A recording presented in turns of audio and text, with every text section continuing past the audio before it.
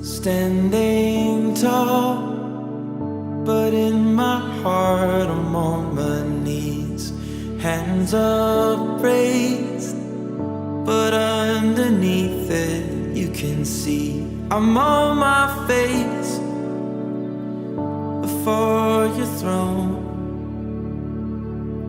In the secret of this moment we're alone. Like the first verse of the song, it's really a description to me of what it feels like to be in certain stages of your life where you're kind of surrounded by people, but you feel completely alone. And the moments where you're really desperate, there are some times where no one can do what you need, and only God can supply what your needs are, and only God can see you through.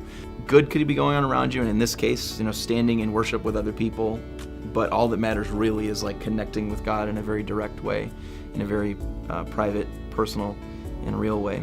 Depending on You more than any other song I've ever written is a very personal part of my life experience. And the chorus was written well in advance of the verses, and the verses were not possible for me to write until I'd experienced some things in my life that made those verses a reality to me. Yeah, I remember the first time you played it for me in the studio, and I just remember sitting there like, man, this is awesome, but that chorus is not good.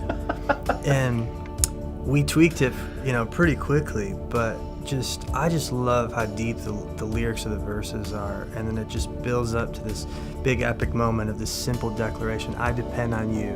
There's nothing I can do but depend on You. It's just been such a powerful moment of worship in our church. There's a line in the song, "In Your presence, tiny seeds are mighty oaks," that connected with me when I was reading scripture in Isaiah. There's a phrase talking about the nation of Israel in a later time when they will flourish and be closer to God and will be built into the nation that God wanted them to be from the beginning.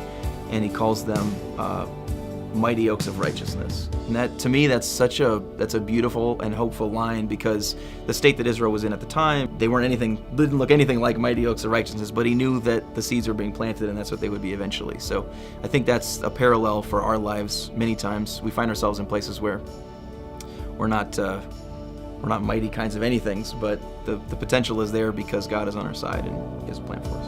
Bring your word to pass.